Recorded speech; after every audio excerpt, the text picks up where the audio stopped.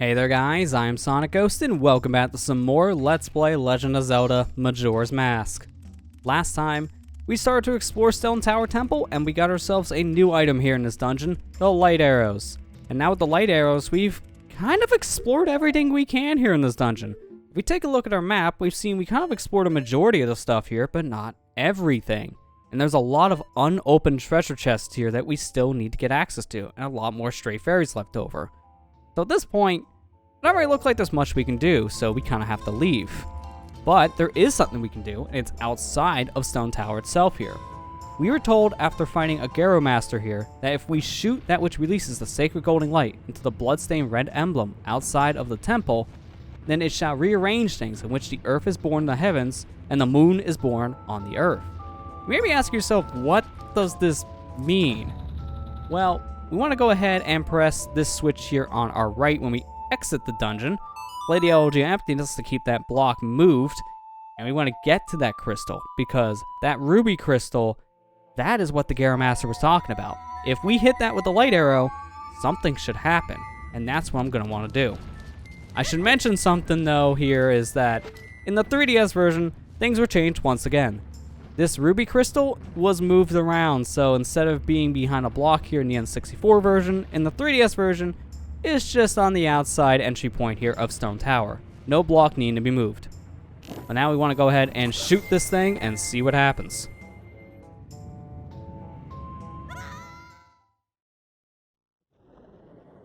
Wow, looks like that Garo was right. We flipped things around, so instead of the ground being the ground, the sky is the ground in this case. But now we're standing on the ceiling. In fact, we can take a look around. We can see boulders falling into the sky, which is a very bizarre thing, but that's just how things are now. That ruby switch, hitting that with a light arrow, caused the entire area of Stone Tower to be flipped on its head. So that's different. Got a rock here with some bugs, in case you want bugs for some reason. But over here, we got a soft soil spot. So that means we want to go ahead and get our magic beans and plant them.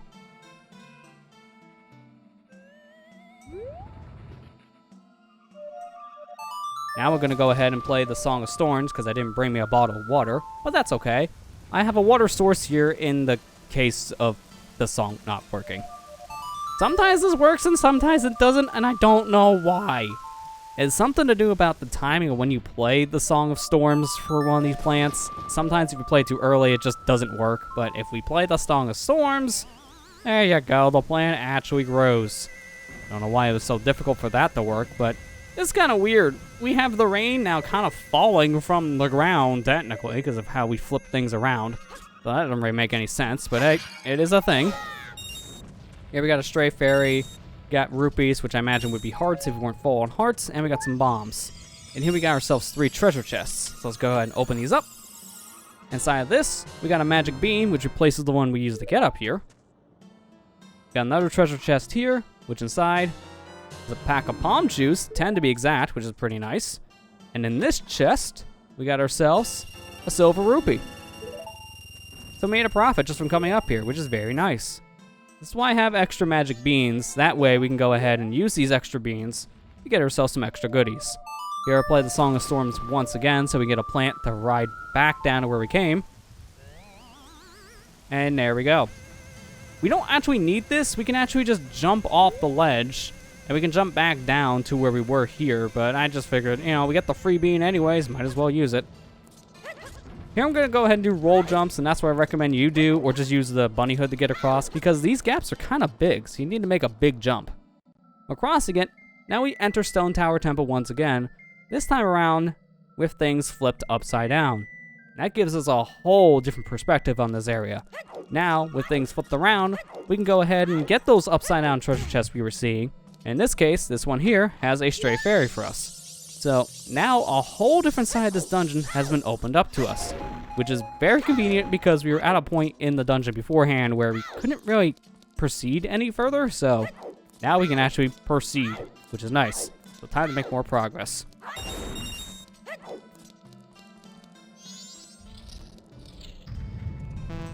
How does Block get back here? Didn't we destroy you? Let's destroy you again, this time with a light arrow.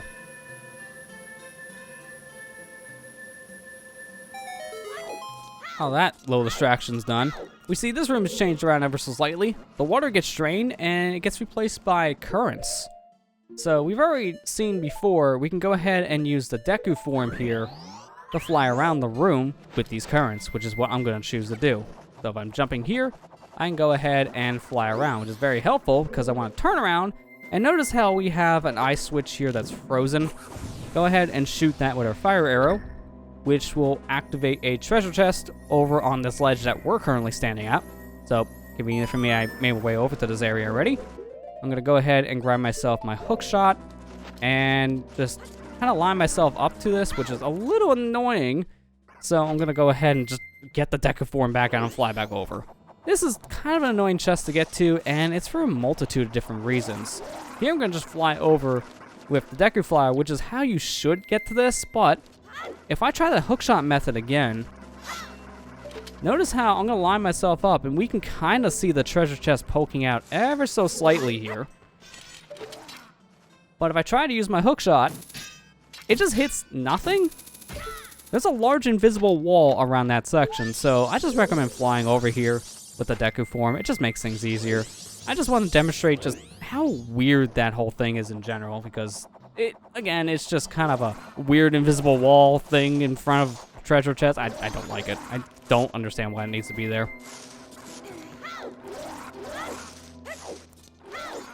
Here we got our switch we need to hit in this little corridor room. Hitting that will cause a treasure chest to spawn in the area we came from, which is very convenient because that looks like an important chest. It has gold on it, which means it's normally an important thing.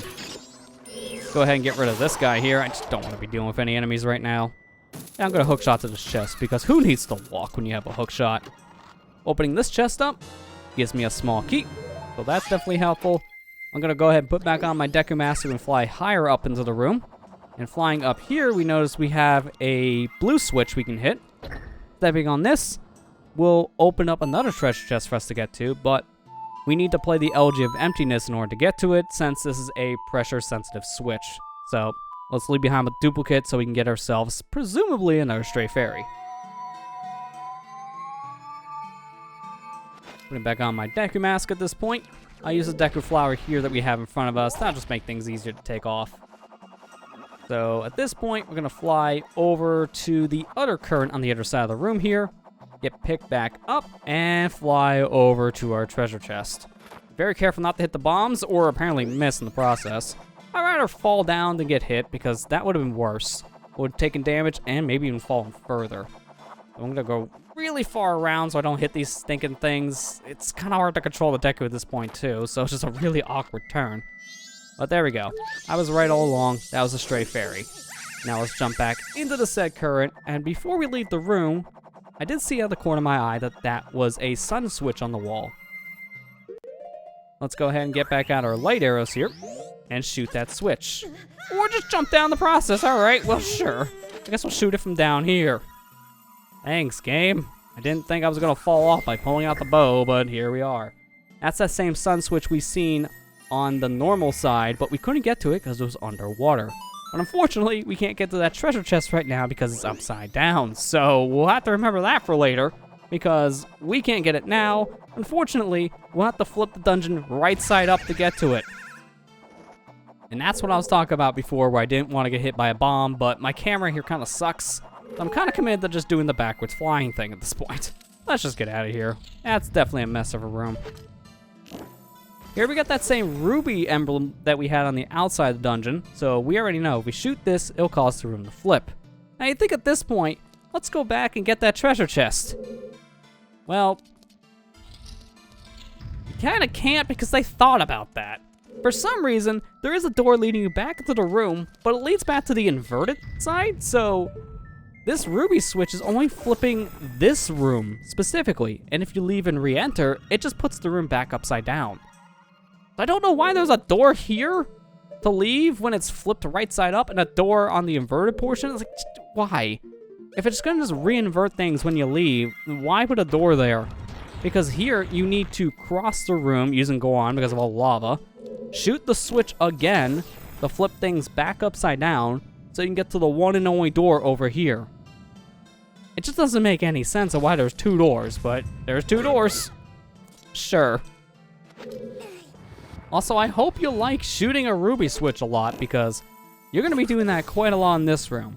We have a big old puzzle here where we need to push a block into a specific hole so we can open up the door that's in this room leading out of here. Problem is, we have to constantly flip this room upside down and right side up because it's the only way to get this block to be moved. So you're constantly flipping things back and forth just to make progress. Be careful where you're standing though, because you don't want to be standing on top of this block and then shoot the ruby switch, because if you do so, you'll technically be under this block, and by doing that, you'll get crushed. So don't be on top of this and then shoot the ruby switch, because you will die.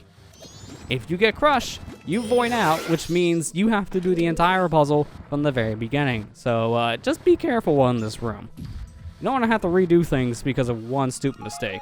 I've done that plenty of times, and I'm not wanting to do that again, so let's just keep our distance. One nice thing is you're constantly using magic and arrows in this room. And the devs did think of that because they did put shoes in here based on those items. So we have a yellow shoe and green shoe in here that help refill your items when you get low. So that's helpful, but I'm just going to get rid of you guys because I don't need either one of their supplies right now. So they're just kind of in my way. This should be the last time we need to flip the room around, because now we can go ahead and push this block into this conveniently cut out area on the floor. When we do so, it's technically a switch. With the block here, now the door opens up that we need to leave. So let's just get out of here. No more flipping around a room.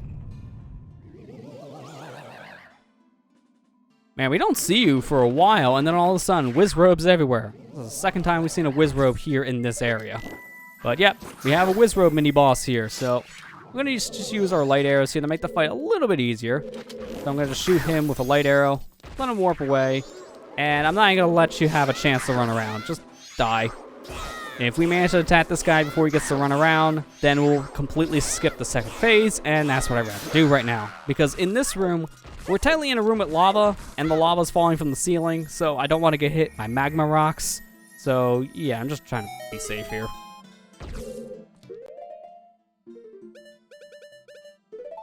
Go ahead and grab our hookshot and hookshot this treasure chest, which inside has a stray fairy, but more importantly, we needed to kill the whiz robe to get this chest to spawn, because that's our way out of here. The only way to get up to the door to lead out of the room is actually hookshot our way to that treasure chest. Which is interesting, because that's a mechanic that was optional in Ocarina of Time, but in this game, it's mandatory. But you know what else is kind of optional in a way? A Poe. If you try to use Z-targeting, it vanishes, as we see here. But also, an interesting fact about these Poes, this is the only area in the game where you'll find a Poe. This specific room in Stone Tower Temple is the only place in the entire game where this enemy is. Which means this is the only place you can get this item here. This is a Poe in a bottle. May lead to something good, or if we drink it, it may just take away hearts. So yeah, may lead to something good. It hurt me. It didn't lead to anything good. It's bad. So yeah, the elephant in the room on that one is Poes have a random effect. If you drink a Poe soul, it can either give you hearts or take away hearts. So the best thing to do with these guys is just to kill them and take their souls to sell at the Curiosity Shop. Or they could just send you down to their brethren down in the nether. Sure. I wanted another Poe soul, and the other one disagreed with that one. There we go. That's a better place to kill a Poe. Right above ground. Give me the dang soul. These stinking Poes, man. It's weird how they have this enemy returning from Ocarina of Time, but of all the places, they put it in one room in one dungeon, and that is it? It's very weird. So, the Poe souls are just kind of useless in my opinion in this game. I'm not even sure why these enemies are even in this game for that reason. Speaking of enemies, here's a new one. This here is a Death Armos. Pretty exact on the name, isn't it? Look at the red mark on its chest. I know you've seen something like that before. So, death on its name isn't just like a subtle play on words. If you get under this guy, it'll just stomp down the ground and try to attack you. So, what we want to do, we want to grab ourselves the light arrows here, because that little symbol on his chest, we can go ahead and shoot. And if we shoot it, it'll flip upside down. Now get the guy to try to attack you. it'll attack head first, and doing so will kill him. Another thing you can do, which is just better in my opinion, put on the stone mask. These guys just ignore you with the stone mask on, so using this is just a safer thing. Here I'm going to go ahead and step on this switch, which it's pressure sensitive, so get out your ocarina and play your good old elegy. Eventually, we'll never need to play the song again. Seriously, out of all the different temple songs in this game, this is by far the most used, and a little overused in my opinion.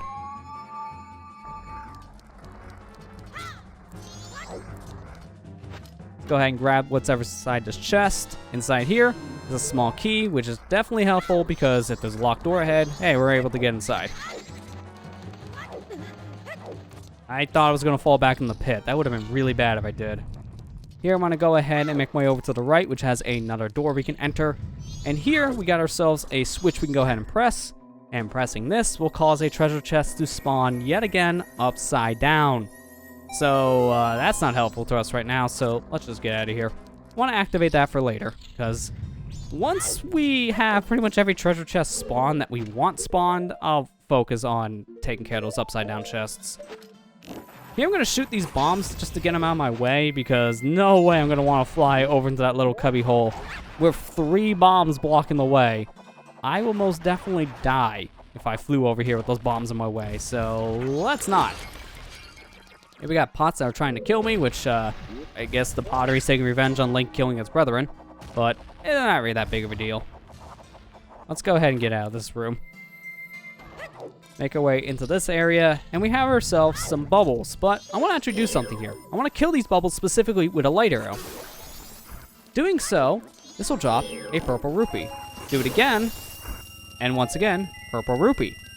Shooting bubbles with light arrows will always give you purple rupees, so keep this in mind. If you ever need money, go to the bubbles, because they'll be a great source of money at this point. That's a lot of bats.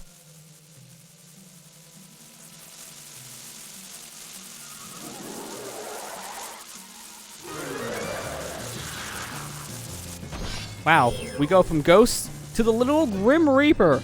This here is Gomez. Okay, well, I'm just gonna call him the Grim Reaper, because that's what he is. There'll be no end to it if you can't get those bats away from it. Does that shed any light on the situation? Wow, real subtle there, Tattle.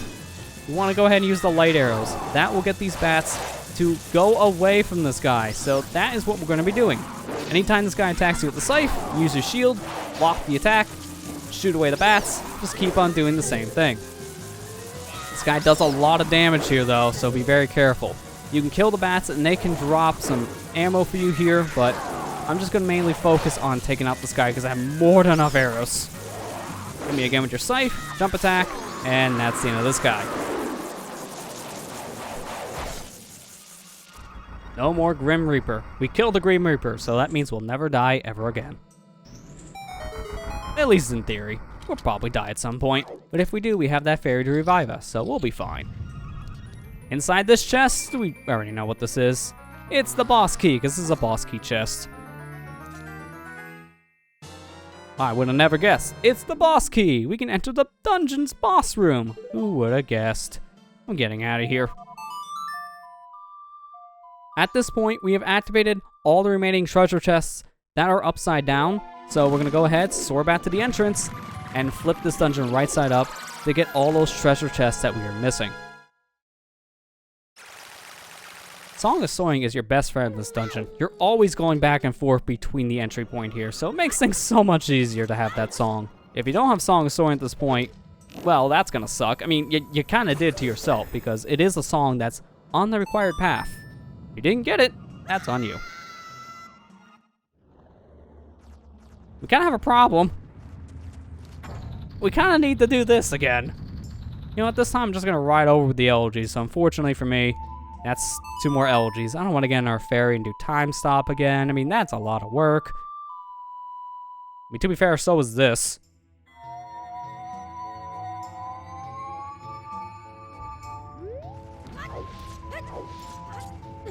Are you kidding me? All right, take me down under. I'm not climbing this whole thing again. Many unbearable hours later. Alright, now that we're back here in the temple, let's go ahead and jump down here in the very first room, because down here is our treasure chest that has a stray fairy. Figure we get this one out of the way right away. And now let's get the other treasure chest that's luckily pretty close by. Climbing this ladder, we want to make our way back over to our room here on our right side, because in there, remember the room where we had all the water, which is kind of back now since we flipped the dungeon back. I guess all the water is just kind of stored in the ceiling when you flip the area around, but hey, works for us. Get the Zora mask. Let's go ahead and swim our way down to the bottom here, because now we have another chest. Opening this up will give us our final stray fairy. There we go, we got them all. And now with that, we are ready to get out of here, because now I don't need to worry about any more treasure chests. All we need to do is make our way to the end of the dungeon and actually fight the boss.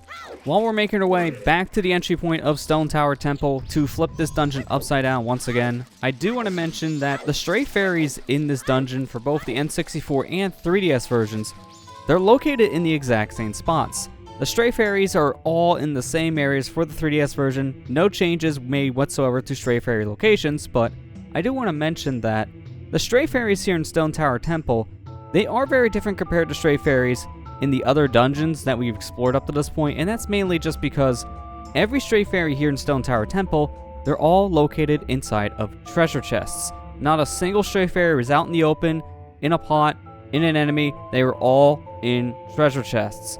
So if you've opened every single chest here in Stone Tower Temple, then you'll know for sure that you've collected every single stray fairy in this dungeon. But now with that said, let's go ahead and flip this dungeon upside down once again. Now instead of using the LG again, because I'm honestly tired of playing that song, I'm not going to be pushing down this switch to get a block to move. Instead, to hit our little ruby switch here, I'm going to go ahead and just kind of carefully maneuver my way into this wall and then just shoot through it. If I aim just right, I can hit the ruby switch through the wall and activate it, which is very helpful because, again, I just don't want to play the dang LG every single time I turn around. I played it more than enough times for a lifetime. But yeah, I kind of just did a little bit of an extended shot there through the wall. Another little glitch to kind of make things a little bit easier. But now we have the dungeon flipped around once again. Now with that done, we're ready to go ahead and make our way to the end of this area and fight the boss. But we'll be doing that in the next episode. Next time on Let's Play Legend of Zelda Majora's Mask, we'll go ahead and wrap things up here in Stone Tower Temple. I'll see you guys next time.